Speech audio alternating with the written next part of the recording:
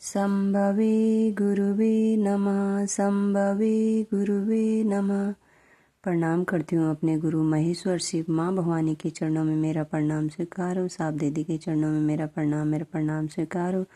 आप सभी गुरु भाई बहनों को मेरा प्रणाम स्वीकार हो। आगे सुनते हैं महाशिव पुराण संक्षिप्त में। इससे पहले वाला जो भाग है वो हमने कल सुना है, आज यहाँ से शुरू करेंगे।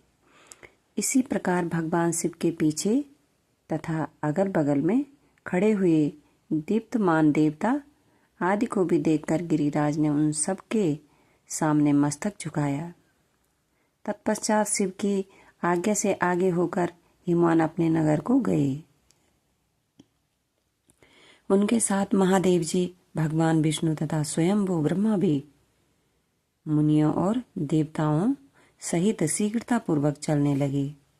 मुने उस अवसर पर मैना के मन में भगवान शिव के दर्शन की इच्छा हुई, इसलिए उन्होंने तुमको बुलवाया। उस समय भगवान शिव से प्रेरित होकर उनका हार्दिक अभिप्राय पूर्ण करने की इच्छा से तुम वहां गए। मैना तुम्हें प्रणाम करके बोली, मुने गिरिजा के होने वाले पति को पहले मैं देखूंगी। शिव का कैसा रूप है जिनके लिए मेरी बेटी ने ऐसी उत्कृष्ट तपस्या की है। तात उस समय भगवान शिव भी मैना के भीतर के अहंकार को जानकर श्री विष्णु और मुझ से अद्भुत लीला करते हुए बोले। शिव ने कहा, तात आप दोनों मेरी आज्ञा से देवताओं सहित अलग अलग होकर गिरिराज के द्वार पर चलिए, हम पीछे से आएंगे। यह सुनकर भगवान श्री हरि ने सब देवताओं को बुलाकर वैसा करने के लिए कहा।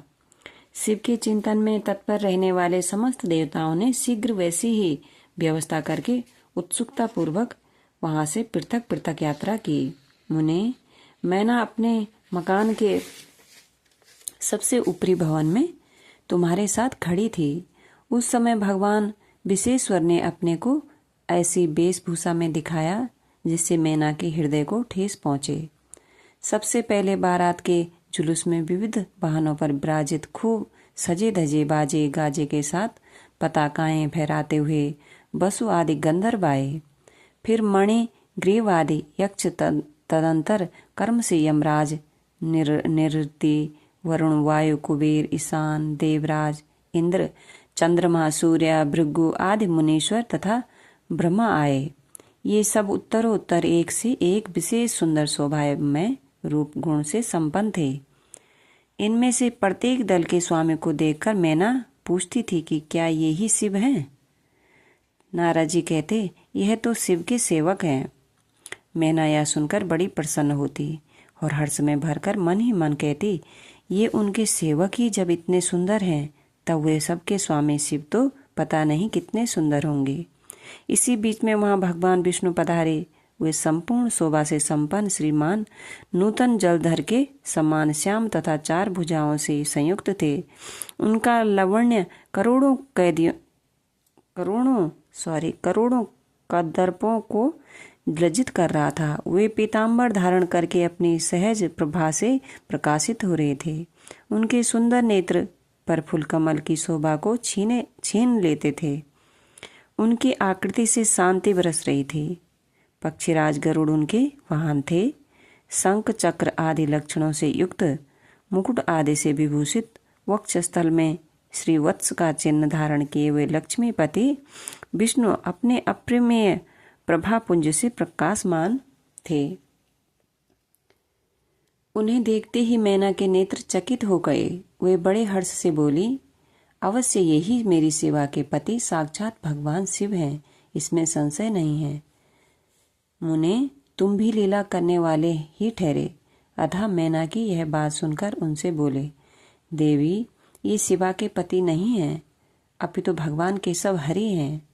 भगवान शंकर के संपूर्ण कार्यों को अधिकारी तथा उनके प्रिय हैं। पार्वती के पति जो दूल्हा शिव हैं, उन्हें इनसे भी बढ़कर समझना चाहिए। उनकी शोभा का वर्णन मुझसे नहीं हो सकता। वही संपूर्ण ब्रह्मांड के अधिपति सर्वेश्वर तथा स्वयं प्रकाश परमात्मा हैं। ब्रह्मा जी कहते हैं, नारद तुम्हारी इस बात को सुनकर मैना ने उन शुभ लक्षणा उमा को महान धन वैभव से संपन्न सौभाग्यवती तथा तीनों कुलों के लिए सुखदायिनी माना। वे मुख पर प्रसन्नता लाकर प्रीति युक्त हृदय से अपने सर्वाधिक सौभाग्य का बारंबार वर्णन करती हुई बोली। मैना ने कहा, इस समय मैं पार्वती को जन्म देने के कारण सर्वथा धन्य हो गई। ये गिरीश्वर भी धन्य है तथा मेरा सब कुछ परम धन्य हो गया है। जिन जिन अत्यंत तेजस्वी देवताओं और देवेश्वरों का मैंने दर्शन किया है, इन सब के जो पति हैं वे मेरी पुत्री के पति होंगे। उसके सौभाग्य का क्या वर्णन किया जाए। भगवान शिव को पति रूप में पाने के कारण पार्वती के सौभाग्य का 100 वर्षों से भी वर्णन नहीं किया जा सकता है। अपने गुरु सहित साहब दीदी के चरणों में प्रणाम। आप सभी को मेरा प्रणाम। सभी का बहुत बहुत धन्यवाद।